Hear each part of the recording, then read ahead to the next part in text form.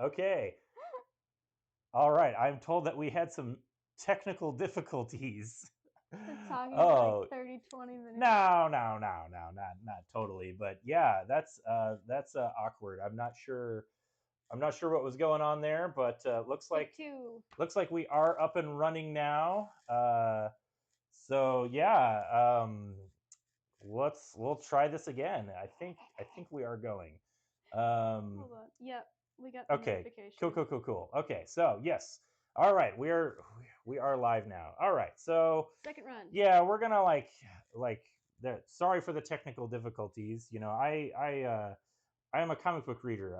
I'm not a computer whiz, but yeah, let's just talk about some of the comics that are coming out tomorrow. You know, like we like to do every Tuesday night regularly, so we should know what we're doing, but apparently we don't. Yeah, let's see. So you know, I always like to start with if you've watched this stream before when it's operated the way it's supposed to, you know that I like to start with facsimile comics. So we have two facsimiles that are coming out tomorrow. One of them I'm super excited about, and the other one I'm just like normal excited about. And that is the Untold Legend of the Batman. And this is a technically it's a reprint, but it's at this facsimile giant size, or not facsimile, treasury giant size. As you can see, it barely even fits on the screen. This was a 3-issue series by the great Len Wein, and first issue is actually by John Byrne and Jim Aparo, and this is, if I'm not mistaken, the first work that John Byrne did for DC. And this is a classic Batman story. As you can see, this is where they established that Bruce Wayne's father, Thomas Wayne, actually previously was like a version of Batman. And just fun classic comics. I am always excited to get these giant reprints because, as I have said, every time we do, the quality, like DC's reprint quality, is just perfect, like exactly just as good as it needs to be.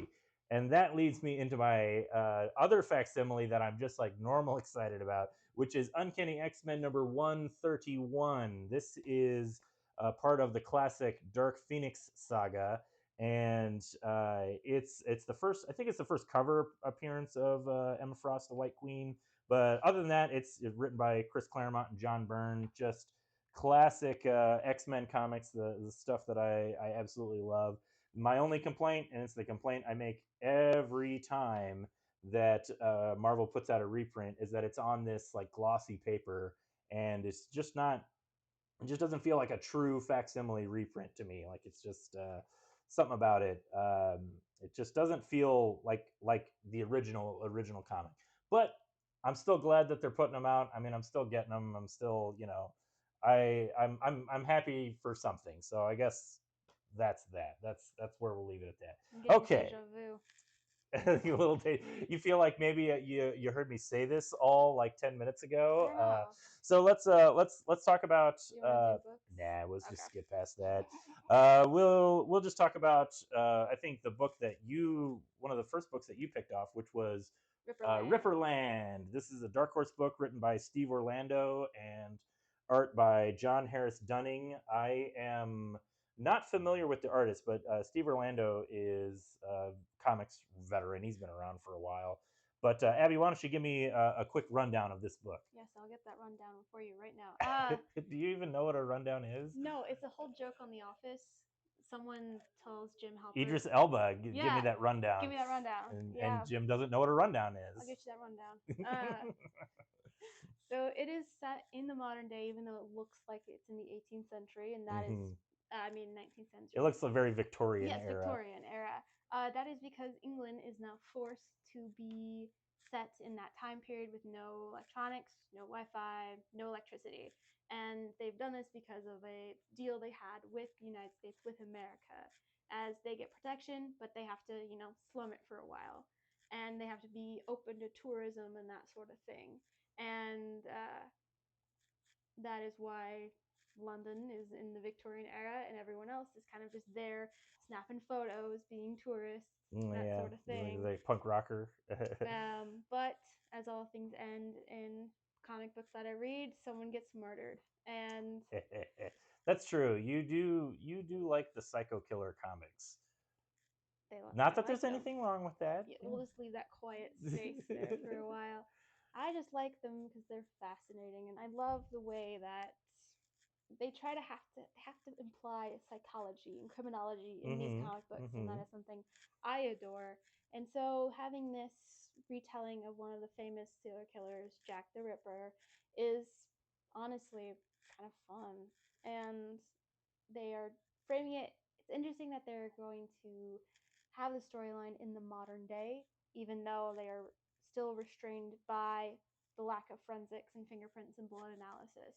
So it's a good old detective, but they are allowing modern slang, basically. Mhm. Yeah, that's such an interesting like what a like weird high concept that I feel like it almost only work in comic books. Like It would. I don't think people would watch a movie about it. yeah, it's also just bizarre. Like I can't believe like that you would actually enforce that, like something like that. Like, but it makes for a fun setting for a comic book story. So yeah, Yeah. that looks neat.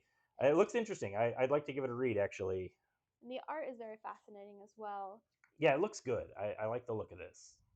I like the employ of like shapes more than Mm-hmm. actual uh, body structure. Mm-hmm. Yeah. Yeah, it's very playful, Mm-hmm. which kind of like contrasts the dark tone a little bit. I think of the Mm-hmm. story. I'm just guessing because I haven't actually Oh, you're read spot the on. issue, but Yeah. And when very we cool. speak about interesting settings, Yeah, let's that's talk like about this. Seasons by Rick Remender and Paul Azaceta, who these, I mean, Rick Remender and Paul Azaceta are both veterans of the comic book industry. They've been making comics for a long time now. This is a book that we both read. Yes, I liked this book quite a lot. I'm I quite thought it was pretty intrigued. good. Why don't you give me a little rundown of Yeah, what this issue was? give I'm you just that gonna rundown. keep saying rundown now every time. Alrighty. So, it sets the scene as this one great city has now gone quiet in Cairo, Hmm. and no one can reach them. There's no one has been able to lay eyes on the inhabitants of the city. And then, as you see, you get this Harley Quinn kind of traveling circus, and the dog is reacting interestingly. I don't know. Yeah. But you then are met with the four seasons, which are four children who are called summer, winter, autumn, and It's spring kind of like playful thing. Like they're a family. Their last name is seasons. Seasons, but then they're all named after a Seasons. season. Yeah. And you kind of get to meet Spring, who's kind of ditzy and a little, uh, Everybody in town knows her. Like and does not like she's her. riding this moped and she's like a little bit of a menace. Like she's trying to make a delivery, like deliver this letter, and she's chasing it down the street because it got away from her. And it's hilarity ensues because she's crashing into people and got the Entering fish, shops yeah, like and driving through just causing kitchens and chaos. yeah, the bakery, yeah, going through the bakery. It's a very like I don't know. I have to imagine Rick Remender was probably going for this, but it reminds me a lot of like a Studio Ghibli type of a Yeah. setting. Like it has that like kind of magical whimsy, Mm-hmm. little like but like just like there's a little bit of an edge to what's going on too. Like there's a darkness kind of in the story, but because like like you said, it opens with that like something weird happened where like everybody in this town like is Is gone, gone. and then it's like hard cut to this like whimsical fun Mm-hmm. girl that's driving a moped and And crashing through the yeah. street and stuff. And the letter that she's chasing is actually for her from one of her sisters, who is a mysterious individual, Mm-hmm. and she is, as it says, urgent. There's urgent information about the plot inside Yeah, that that's like letter. it's basically like so it's not a very plot heavy issue. No, It's it and feels like an issue zero. yeah, it does. That's a good way to put it. And like a lot of Rick Remender books kind of feel like that sometimes, where I feel like he's not as focused on um, Content like content inside. in a single Yeah. issue. It's just the whole story. So you just read all the issues, and it had the overall pacing is to match the overall story, not the individual issues. Mm-hmm. But this is definitely it's an oversized first issue, but it's mostly just an introduction to the characters. And if if it wasn't drawn by Paul Azaceta, it might not come across as charming. So that's definitely something that like the artist really brings to it, and I'm a big fan of his work. He's drawn a lot of stuff that I really like. I But do love the color choice and yes, yeah. how it seems softer on the eyes. There's not a lot of vibrant colors. There's not a lot of blaring But I images. like this decision here where it's like, so this actually lets you know we're in kind of like a little bit of a heightened realistic world where there's like a he's not a chimney sweep. I think he's going to clean the billboard or something, but he's got a jetpack that he uses to get up there. Which again, that makes me think it's very like Studio Ghibli esque, Hmm. where it's like normal every day, but there's like some heightened things in it. But just like the choice of like the whole background, all these houses is like this drab kind of Yeah. greenish gray blue, but then the bright orange and color of the jetpack like really contrasts against Hmm. that, and like the billboard is like the gray skies, and then you see this colorful billboard, just like really really good stuff. Like looks great. It does. It makes it also very intriguing how there's so little color, but just Hmm. choices being made with the color as well. Also a cat. There's a We cat. love cats. We love cats here, so it's fun. Yeah, just I really liked this issue. It was, and that's even like I a lot of times with first issues, I really prefer like A bit more a bit plot. more plot to sink my teeth in to like really know where I'm Hmm. going with this. This feels, it's a thing that I often complain about in comics. That's just like it's all set up and no, like you don't get a sense of where it's going. But like it's a really good issue, and that's probably 100% because the art is fantastic, and also it's really charming characters. Like it just feels fun to watch this whole like madcap sequence of events that just kind of leads up to the exposition at the end, setting up what is going to be Hmm. kind of the ongoing story. But yeah, I'm And I'm definitely looking forward to really more. intrigued. I love the aspect of it. Also kind of looks like Five Nights at Freddy's. The animatronics being alive and hungry, kind of. Yeah, It has yeah. that look at the first. There's a little In bit of that to it. in a Yeah. panel, there's someone who changes their face by moving their hand. Right, right. So Oh, and Oprah Smashes says, "Missed the facsimiles. If you missed it, the two that come out tomorrow that I'm super excited about: Batman, The Untold Legend of the Batman, and then also there's Uncanny X-Men 131. If you need to fill in holes in your X-Men collection, specifically the Dark Phoenix saga, which I don't know, it might be the best X-Men story ever made. It's up in the air, but it's one of the best for sure.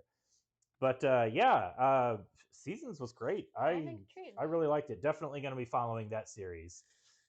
Yeah, yeah. Get those X Men facsimiles. Let's see. Also coming out tomorrow, there's a few things in my regular pull that I'll kind of just briefly talk about. Blood Squad 7, number 6 is out. We're back from the hiatus in your comic collection. Of course, we all knew what you meant. We don't we don't we no, no, no, no. Blood Squad 7.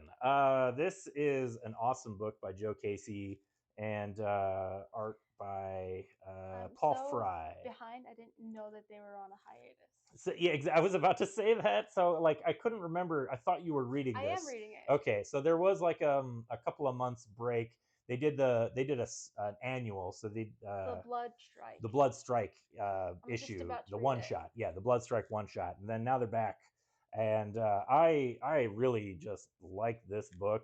This is a comic that's for all of you old school readers who like early Image, specifically Young Blood type comics, but done in a I don't know, what would you maybe call this, like a it's like an early Image idea, but mixed with a late Image art style, like that, more like that Vertigo art style, which I know it's not Image, but just from that 2000s time period, which it was exactly the pitch for Local Man. Hmm. So it was like a combination of those two, like 90s Image with 90s Vertigo. And that's kind of, I think this one is more intentionally like a riff on Youngblood, but like not going so far into the like retro homage, and just like taking the concept, the basic idea of superheroes as celebrities working for the Hmm. government, and just doing a like a mature take on it. And Joe Casey is a great writer, so I think he's really successful at that. There's a lot of stories around right now with superheroes working with the government because you have X Factor that is that hmm sort of I mean, timeline. that was X Factor's thing too in the '90s, Yeah, was that they were the government X Men or the this government mutant Local team. Man, hmm even the Absolute Power run. Yeah, yeah, yeah. I mean, it's a theme that's gone through superhero comics for a long time, especially when they started to get deconstructed, and Hmm. everybody was like, "How do these like really playing around with the tropes of the genre and stuff like that, and like the idea of there being a government sanctioned team." Hmm. I mean, the Avengers were always kind of like they were like had like worked with the government, but they were never like a government, like a branch of the government, like a part of the military or anything like that. Which is kind of what this Blood Squad 7 is, which is what other books were.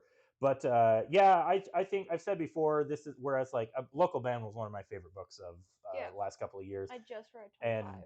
oh, good, good.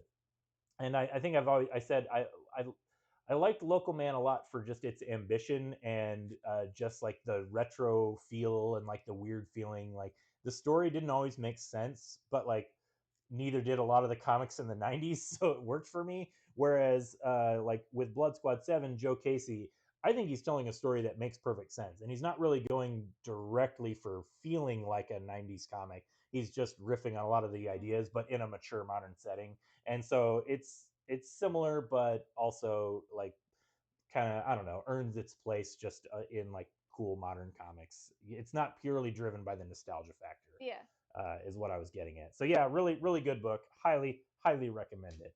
Another book that comes out tomorrow is the Superman Lex Luthor special. Did you look at this one at I all, did Abby? not because I'm not a Are you? Superman That's reader. right. You don't read Superman. Abby likes Batman. Uh, It's the best.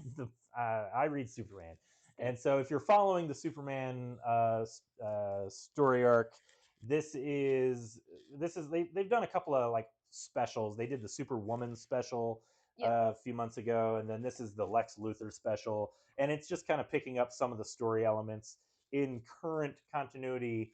Lex Luthor has amnesia and can't remember that he was a supervillain, and so What sort of facsimile is this? this it's I think my favorite thing about this like current Superman run is that it really does play with a lot of like old it is a one shot. Yeah, it's a Superman Lex Luthor one shot, but it does kind of take place it's like I understand why they do this, but it basically is Superman issue number 24.5. It takes place between issues 24 and 25, and it leads kind of directly into 25, but it works because it's not a part of the story that's happening in Superman 24 and 25. This is like a scene, a little small story all unto itself that's kind of going on in the background. So I understand why they decided to just give it its own special one shot. But on the subject of that, I think it also really works. The story is good. Josh Williamson is a really good writer, and I like the way he's been playing with, like what I was saying, a lot of the just like classic Silver and Bronze Age Hmm. kind of silliness of DC and Superman specifically. So yeah, you can do a story where Lex Luthor just has amnesia and doesn't remember that he's a bad guy. Honestly, it sounded like the comic book you showed me a few weeks ago about Jimmy Olsen. This felt like Oh yeah, yeah. I just a had a crazy plot line. it, I had a an old issue of Jimmy Olsen, Superman's pal Jimmy Olsen, and it's one of my favorite covers ever. And you'll have to look it up. I don't remember the number, but and I don't have it with me. Otherwise, I would show you. But it has Superman on the cover crying, and Jimmy Olsen is greedily like sucking up his tears with like a teardropper, and he's making him watch a movie. And the text is like Superman's like, Jimmy, why are you making me watch this movie? It's making me cry, and how can you laugh at it? And it's just a really funny, absurd, uh, classic Silver Age DC. And yeah, you're right. There is a little bit of that vibe here and there in this run, but it also meshes in this current Superman run by Josh Williamson. But it also meshes really well with '90s Superman, and I think that's my favorite thing about current DC is that they're occupying this weird space where they're kind of like it's not just like a reset of their universe for modern times. They're Hmm. really leaning on their history, and so some of it feels like classic 1960s or 70s era DC, and then other parts of it's like meshes with '90s era, and then other parts 2000s or just modern day stuff going on. And I think they've actually found like a really perfect sweet spot for all their stuff. Whereas the competition Marvel feels like it's kind of rejecting a lot of its history right now, and just it's been in this place where it's just like going all forward with everything that they do. And I don't know, that's a hot take from me, and it's not even a new one. People have been complaining about that for like 10 years. But anyway, all of that is to say this was a nice issue. I didn't really explain the plot, but it's a nice one shot story. Like if you just pick this up, it's kind of a, like, I don't want to like be sound like I'm going soft, but it's a little bit of a cute, sentimental story, if you can believe it, about Lex Luthor. They get into his past a little bit. There's like some flashbacks of his childhood and how he's this gifted child, and he had like a bad family relationship. Which again, that's like very like they live in Smallville. Like that's I don't know when that has all changed or I can't keep up with like what DC continuity is all the time, but I know like in classic, like original pre-crisis continuity, Lex Luthor and Clark Kent were friends as kids. Like they grew up in Smallville, and then at a certain point that kind of changed in after the crisis and whatever. Hmm. So I like that they're leaning in on that. There's like a little like some flashbacks. Aaron's a softie, inconceivable. I know. I am a big toughie. Do you see this handkerchief on my head? That makes me look tough. But yeah, Superman Lex Luthor special. I don't want to ramble on too much about it. It's really good, especially if you've been enjoying the Superman series. You're gonna read it. You have to. But it's solid. There is a different Lex Luthor book coming out tomorrow. Don't be confused. And it's a little deceptive because it's not really a Lex Luthor book. This No. is DC's Valentine's Day one shot that they put out, but it is titled Lex and the City. Which have you gotten that pun yet, Yes, Abby? yes, I did. Because it's not totally obvious like what they're riffing on, but yeah, this is it's an anthology series. It collects a bunch. It's got a bunch of short stories by different creators. Well, Um, the first one, of course, is Lex Luthor. Then there's the classic Harley Quinn, there's Poison a Harley Ivy, Quinn Poison Ivy romance story. between the boys of the Teen Titans group. Hmm Then my favorite one, which I had skimmed but I want to read more of, is Damien asking Tim Drake for dating advice. Is that this one here? Yep, Yeah. Okay. that it is. This is I didn't read this one. I flipped through it and kind of picked out some of the stories to read. The one that I was most interested in was the Mr. Freeze Oh, that was a story good one. by Michael Avon Oeming, who is a great writer and artist. I had to stop and laugh at the big heads and the tiny bodies, but then I did like the story. Yeah, I mean that's his style. He's just it's stylized, but story is great. Mr. Freeze is probably one of my favorite Batman villains, just purely based on the original animated series episode. Oh yeah. That's one of the best Oh animated yeah. episodes of anything, and I'm really glad that Mr. Freeze since then has always kind of been like a version of that. I got a lot of the style from the Yes, animated series in this. yes, I even stopped to think like, wow, that looks like yeah. the You animated can series, you can tell that. especially with the red, Yep, bright red goggles and Oeming is the. definitely riffing on the animated series. And now that you mention, it does sound like an episode, honestly. It does, yeah. Like it's really good. I would almost. I mean, it's an anthology series, so there's like 6 or 8 different stories in it, and it's always kind of a mixed bag because they've got the different styles for to appeal to different Yes. readers. But I think I would almost recommend this just based on the Michael Avon Oving Mr. Freeze story. And Really great. honestly, the not Batman, the Damien and Tim Drake one Hmm looked awesome as well. I love the art style. I love how they drew Damien, and there's also a Beast Boy and Raven one in there as well, and then a Hawkman and Hawkgirl one. Oh, there's a story about all the villains in Arkham that are trying to escape. Riddle Me Kiss. That one I thought was kind of funny. But you like this one because you have a crush on Damien. No, I don't swing that way. Okay. Fair I enough. just he's my favorite He's just your Robin. favorite Robin. Okay, fair enough. But yeah, Lex in the City. I liked it more than last year's Valentine's Day, which was like I think was that the Guy Gardner one? I don't remember. No, that That one was like was a from 2 years different ago. one. Guy Gardner one. Was that last? No, it wasn't. It might have been 2 years ago. Yeah. It's so, No, that was fairly recent. That's what I'm saying. oh, it was more the Guy Gardner. Yeah. All right. Well, we'll find out, and we'll correct this for next week. We'll find out. Okay, moving on. What's something else you got you want to talk about? Alrighty. I have this. It's a Marvel Oh, one shot for Storm Life yeah. Dream. Oh, you know what? I saw this. I have to admit, my prejudice, because I saw this was a Marvel Storm book, and I just saw the number one, and I thought, oh, it's just a reprint of the The first first, issue yes. that came out like a couple of months ago, and I didn't realize it was like an actual. Yeah. I didn't catch the Life Dream title on there. So it is a one shot, and it is for DC Power. It is a more kind of, it's kind of like DC Power, I but was for gonna Marvel. say it's a Marvel Not bad, book. not bad. It is just talking about the life of Storm and all that Mm-hmm. she's accomplished and her values and why she is a eternal. That's kind of eternal, is why she is who she is, and it's her Mm-hmm. morals, and that is she is using her emotions to basically fight off this entity. And it's just kind of, I love the flashbacks to the different styles and originals of Storm, and it kind of, I love how they kept the style of the current Storm series, but they are just, it's a little one shot. Mm-hmm. Yeah, looks nice. It's the name, the Life Dream. That is a riff on uh, classic X-Men storyline called Life Death, starring Storm. I see. So yeah, that's definitely kind of riffing on that a little bit.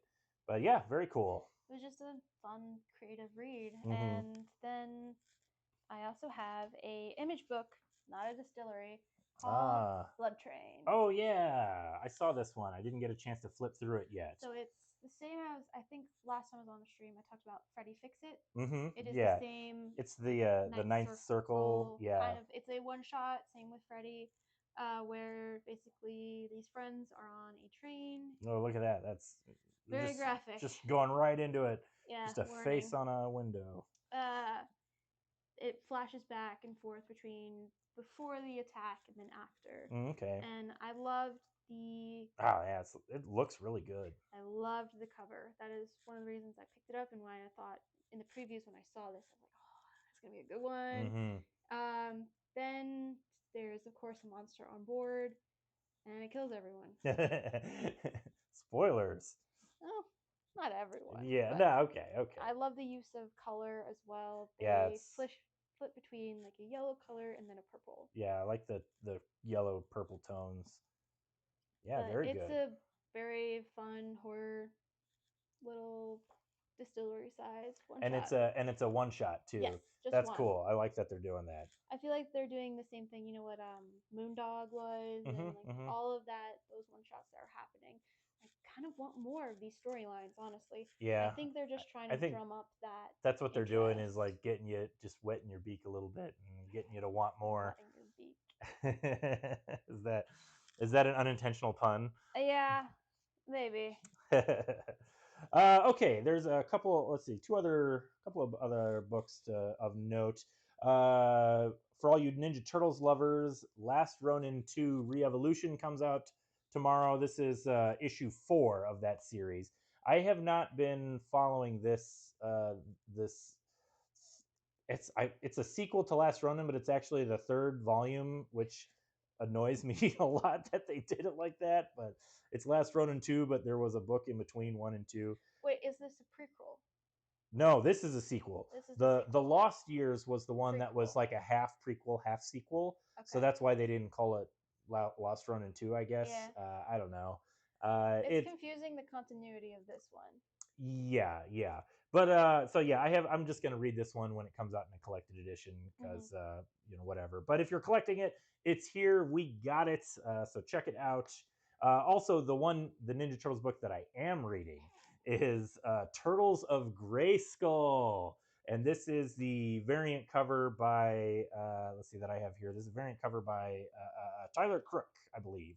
And I think I spoke, was it last week or the week before, really need to stop watching the stream. You get 5 books you weren't planning on getting every time. Well, you know, You're welcome. I'm sorry you feel that way, but I'm glad you said that because it means I'm doing my job. So yay. Means we're a convincing team. That's right. But I think I spoke either last week or the week before about the Ninja Turtles Naruto crossover book that's coming out, and how like I tried reading it and I just don't. I've never known anything about Naruto. That's a little after my time.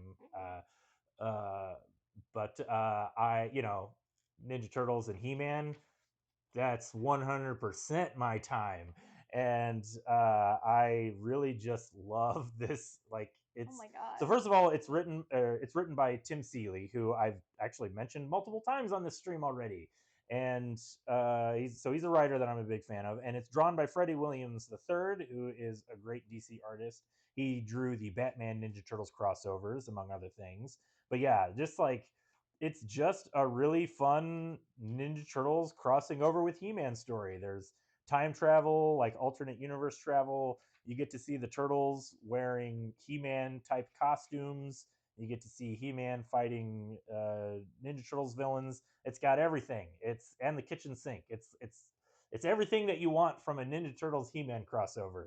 And like it just looks great. I think that's the biggest thing. Like the story is as straightforward as it needs to be, but also it just looks fantastic. So awesome comic, and it hasn't really been coming out monthly. I don't know exactly what the schedule is, but it's been like every I think it's been a few months since issue 2 came out. So very excited for issue 3 to finally be here. Highly recommend it. I have one last book to talk about. Okay. Have you talked about everything?